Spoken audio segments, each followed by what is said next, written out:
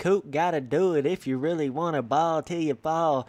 Yo, dudes, don't ever give up, man. I'm telling you right now, like, this is crazy to say this, but it's one of those things where don't ever count yourself out.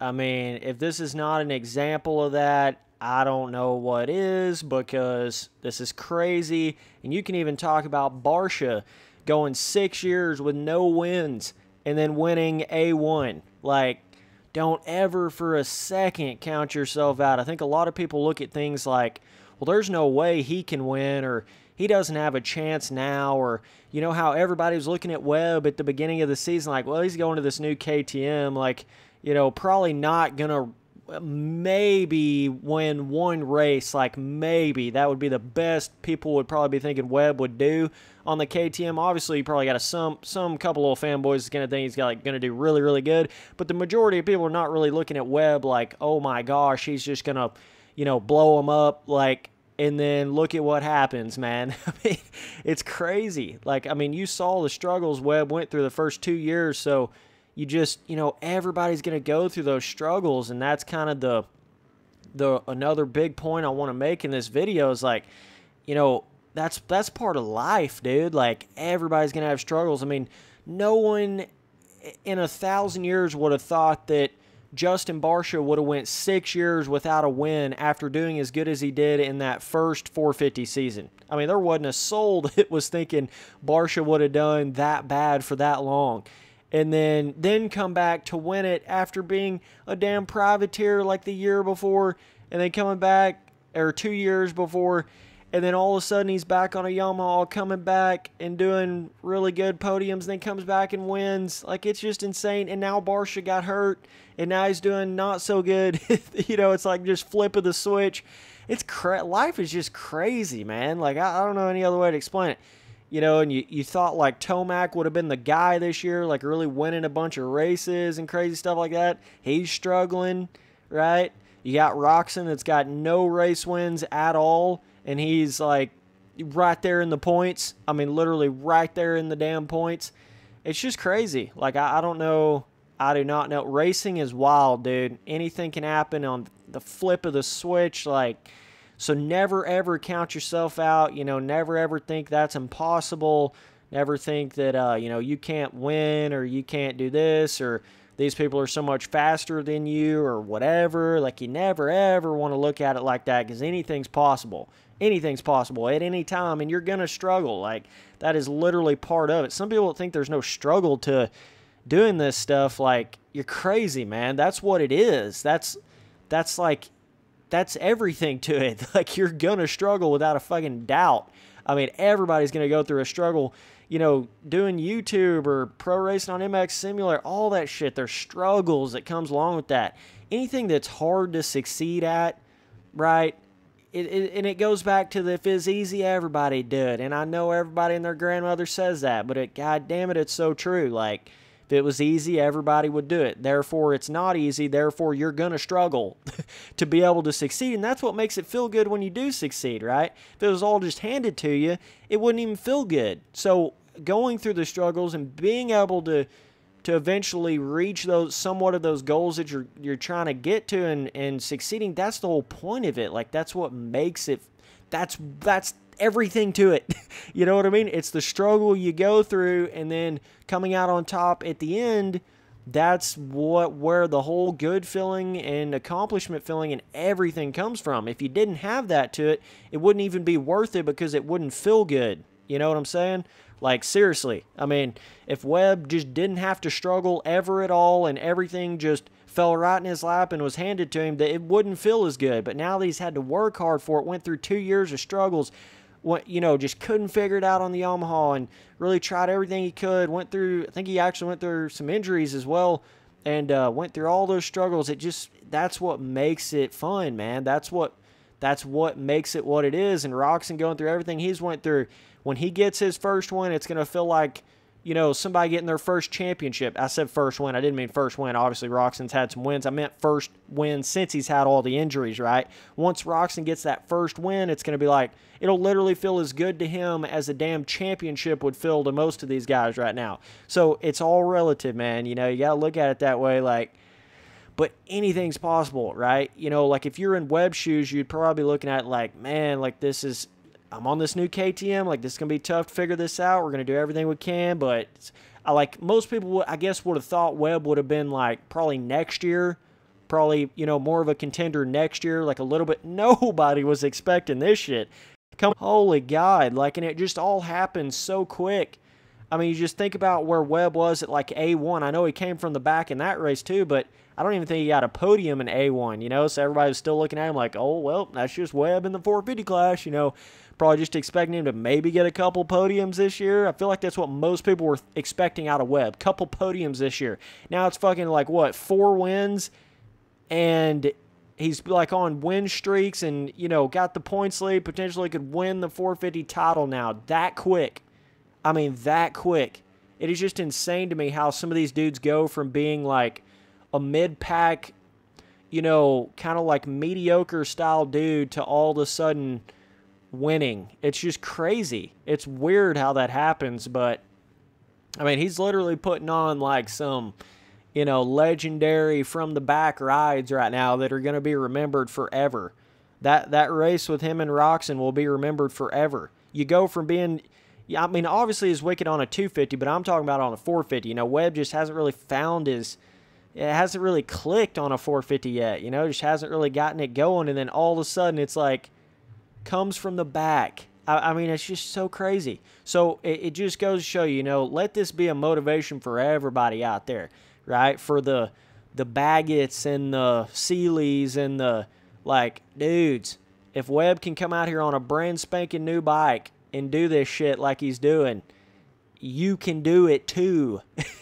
It's that willpower, dog. It's that like inner belief, and Webb has so much of that, dude. He's always had that inner just fucking grit, get it done, like, you know, wants it bad. But you see a lot of those 450 guys go through those moments of where it just takes them a couple years. You know what I'm saying? Villapoto went through that. Dungy obviously won his first 450 Supercross title, but then struggled after that to learn it, and it makes you really think about, like, well, was Webb just really struggling on that Yamaha? Like, did that bike just not really fit him as well since he's a little bit of a smaller guy? I don't know. I don't know how much to really believe that, but it certainly makes you think that now. You know, I mean, anybody winning, that'll make you think some crazy shit like, oh my God, like KTMs are just better than everything else, but in all reality, the actual bikes that they race in the pro races are not like the production bikes hardly at all. I mean, literally hardly at all. Like, you know, a lot of people look at it like, oh my gosh, when Villapoto was winning, like, Kawasaki's are so amazing, but really it's like Villapoto's Kawasaki is nothing like the Kawasaki that you're going to go buy at the damn dealership, you know what I'm saying? So it's kind of a trick they hit everybody with when it comes to that, like, manufacturer who's winning makes it look like that certain bike is faster. That's a load of baloney. It really is. Like, don't get caught up in that when you go to look to buy a bike. Don't just buy a bike based off of who's winning on what, because that's some bullshit. It really is. Like, them dudes have all kinds of parts on there that they ain't got nothing to do with the production bike stuff. So I don't know. I mean, I don't know what has contributed to Webb all of a sudden succeeding. I mean, I've got this sneaking suspicion that if he'd have stayed on Yamaha, he'd have done this good anyways. Because I think I think it was more of a time factor on the 450 more than it was being on the wrong kind of bike. You guys can disagree with me if you want to, but I think it's one of those things where it's just, but I don't know, because it's a team thing. It's obviously Webb now, is he working with Alden Baker Factory and all that? Now that he's on the KTM, I would assume he would be, which seems to strike a little bit of excellence in any of these motocrossers' careers when they go hang out with Alden at the Baker's factory. It seems to do wonders for them. Fucking Zach Osborne goes from being a nobody overseas, like and then comes back to the USA like looking like his career's just done, all of a sudden to wicked 250 from the back, passes Savatgy for the title, double 250. Like, it's fucking crazy. Alden can literally turn around anybody's career, man. Like, I'm telling you, what that dude does is just insane. So I'm guessing Webb is working with him now. So I would go as to say it's more of that than it is the bike change itself, if he's working with, I guess all the top KTM and Husqvarna dudes are kind of in that Baker's factory camp now, because it's more of a, like Baker with the manufacturer of KTM and Husqvarna and all that together now. So I would just assume that's how all that is. But yeah, so that, I think that plays more of a factor than any of it does right there. And just the fact of Webb having more time on a 450 period. Because like I said, it takes all of them time to learn that 450, man. It just does. It took Villapoto 2 years. I mean, you guys saw the first 2 years of Villapoto on the 450 and then just came out swinging after that. Very, very similar stories to like how Villapoto and Webb in their early day 450 career. Obviously, I think, did Villapoto have a couple wins first couple years? He might have had a couple wins in there. I can't remember exactly, but obviously he had his wreck where he broke his leg and then comes back. Then Alden gets back in there with him and then comes back and won 4 in a row. So, Webb kind of like struggling first years and then gets Alden, comes back. Now he's winning 4 races in a row. You know what I mean? Pretty crazy. That would have been a really cool race, this last one, if, or I say this last one, I don't know when I'm going to upload this video, but I'm talking about the race when Webb passed Roczen on the last lap, or the last corner of the last lap. That would have been cool if Tomac wouldn't have went down. I think that would have been really interesting. Would have been a little bit more of a proving factor for Webb, I think, if, Tomac would have been right there with Roczen. I think Roczen kind of went into a little bit of a daze haze mode where he just kind of put it on cruise control. Obviously, I'm speaking for riders right now, which I probably shouldn't do, but that's what it looked like from the outside. So I feel like if Tomac would have not went down and been racing with Roczen, I don't really know if Webb would have been able to catch up like he did. I think everything did kind of fall into Webb's hands a little bit there at the end, and then obviously him getting more drive out of that last corner than Roczen did. That's basically just more of a luck thing than it is anything.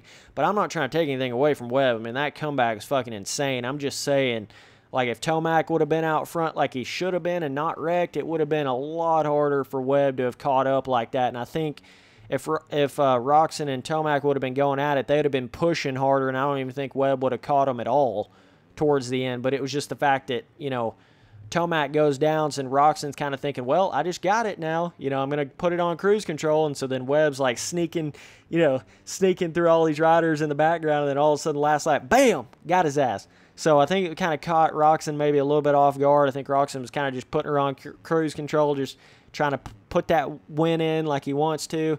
But Roczen is still there in the points. Webb's there in the points. I think Tomac will start clicking them off here pretty soon. He'll be back up in the points. I really think you're going to see Tomac really put his head down now after having that weird-ass finish.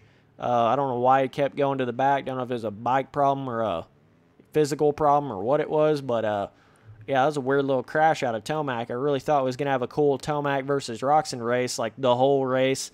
But we'll just have to wait and see. There's a lot of craziness here in the near future with the Triple Crown. You got East-West Shootout. You got Daytona all right there in the damn row. So this is going to be the real proving factor in the championship, I think. I think you're going to see a real points gap once we get through the next 3 races. You're going to see like major points differences in both classes, both coasts. I don't think it's going to be like super tight in the 450 class anymore. I don't think it's going to be super tight in the 250 classes. I think it's all going to kind of shake up, if you will, in these next couple races. But yeah, I just wanted to come on here and talk about Webb. If he could win the title or whatever. Certainly at this point, I mean, it's crazy how you go from being like just a, kind of more of a mid-pack podium boy to all of a sudden fucking 4 wins and potentially going to win the title. It's just insane, dude. It can happen for anybody at any second. Never give up. Always work hard. Keep working harder. And that's all you can do is just work harder at it, you know? Don't get too frustrated with like a bad result or not doing too hot or not figuring something out. You just got to keep going, man. Life's one of those things you got to constantly be looking forward, moving forward, charging forward. You don't want to get caught up in the past, and that'll kill your ass in life, dude. Like, it really will. It'll ruin you. If you get caught up in the what you done in the past and or how bad something went or whatever, that's not going to make you succeed. You know, it's all about those people that look forward and really try harder and, you know, keep pushing forward. And that's all you can do, you know. All you can do is do all you can do, and that's all you can do, bro. So, you know, and that's the way to look at it. But you just got to work harder, and anything's possible, man. That tiger inside of you, that grit, that's what you can do anything. I mean, I feel like Osborne proved that in that last race against Savatgy. Webb proved that coming from the back, passing Roxon. Like, these are comebacks that you never would have imagined somebody being able to do. I mean, that's just unheard of. Webb being able to come back from that far back. And Osborne, I mean, he was so far back in that Las Vegas race on those last couple laps. He was so far back, I was like, there is no way he's going to win this. I remember telling myself that in my head, like, there is no way Osborne is going to do this. Wrecked in the first corner. I've never seen somebody ride a 250 as hard as Osborne rode that 250 on that last lap. I mean, that was fucking literal the edge and a half on a 250. And, I mean, just, it's like miracles. I mean, that's literally what, it's like these unheard of things start happening in front of your eyes and you can't even believe what you're seeing. It's like inhuman. It's like fucking alien level riding. It really is. And Osborne was able to catch Savatgy in the last damn corner, dude, for the title. Like, holy shit. After wrecking in the first corner, just imagine the mental that puts on you. Las Vegas championship, you wreck in the first corner, completely off the bike. Like, if that's not just a testament to never giving up, keep that fucking throttle on, dog. Like, life is too short. You got to go for it now. You know, you can't afford to let off. And if Savatgy would have that mindset, he'd have that shit in the bag. But Savatgy was playing it too safe. You know, you can't afford to play it safe in life because someone else is going to be right on your tail end if you do play it safe. You know what I mean? You've got to take advantage of every little moment you got, man. That's really what it comes down to. That's what it requires in life. So, but yeah, it's so cool when you see. I just love seeing these kind of comebacks and these stories and stuff, and just the way Osborne's done his whole career. You know, being able to do what he did, so unorthodox, so like out of the ordinary, not the norm way to go about doing like a Supercross career, but then being at the point that he is now, it's just crazy. Like, you would never think that you'd be able to come back and be able to do all that like he did. And then having that intensity and that grit and that grind, you know, it's the people that go through the struggles that have the most of that, right? The people that just succeed, and get everything handed to them, and, you know, every little thing just gets put right on their platter and they never have to work for anything. Those are the people that never really succeed in the long run. They just don't. They don't. You have to have some sort of, like, grind, some sort of grit to you. You've got to have some sort of actual, you know, something that has made you into somebody type thing for you to ever be that kind of rider or that kind of whatever or succeed in life to that extent. It's got to be your whole life, man. You know, you got to put everything into it. But see, it's that grit and that grind and that failing, getting back up, failing again, getting back up again, failing again, getting back up again. You know, that's what gives you that absolutely relentless savagery type mental state, you know. And once you find that, there ain't no limits, dog. Let me tell you, there ain't no limits. Once you truly get that ingrained in your mind, that like savagery, dog, you know, do whatever it takes kind of mentality, there's no limits to what you can do in life. Because then I feel like that's how you actually tap into the full percentage of your brain, or at least more percentage of your brain than what we normally can tap into. I think that's a big way that you can tap into more and do just absolutely inhuman things, because, you know, people, it's just like the whole thing where people can can pick up a car off of somebody when they're about to die, right?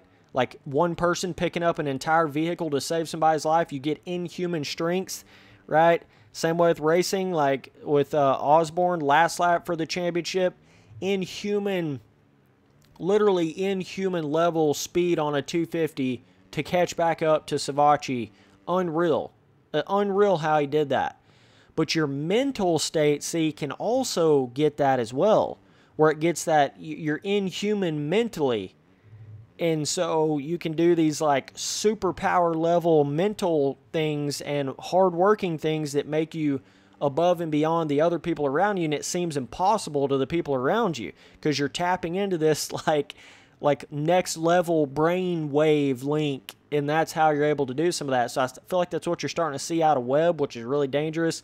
And you saw that out of Tomac, super crazy in that motocross season, crazy far ahead gap wins in that motocross season that year over Dungey and everybody else. Like literally made those dudes look like some amateurs that motocross season. And those dudes ain't no slouches. Like those dudes been racing. They know they're pros. I mean, Villapoto going out there, motocrossing nations on a 250, whole shot both motos, racing with the 450s, whole shot both motos, lead every lap, win both motos on a 250 against 450s. Carmichael Reed, a lot of fast dudes was there that day. Inhuman. It's just, it's insane tapping into that inhuman sort of whatever it is. I don't even know what it is. It's like an intangible thing, but people can tap into it from time to time, and I feel like that's what you see. That's what you saw in Webb going against Roxon the other night. It's just an inhuman level sicko mode. Like, that's the only way to explain it. I don't know. It's crazy. So, yeah, don't ever give up, boys. Always push. You only get one life, man. You might as well just grind it out. Go for it. When you're 80 years old, you can look back on the things that you've done and be like, all right, man, now I can rest. Now I can look back and be happy with what I've done. I don't want to be 80 years old and look back and be like, damn, I could have done more, but I didn't, and I'm a failure. Like, I'm not going to let that happen. And that's what everybody's mindset should be. I'd rather die than let that happen. You know what I mean? I couldn't live with myself if that's what happened. So that's why I work as hard as I work. That's why I'm uploading fucking 2 videos a day. You don't see any other YouTuber out here, motocross YouTuber, working harder than me.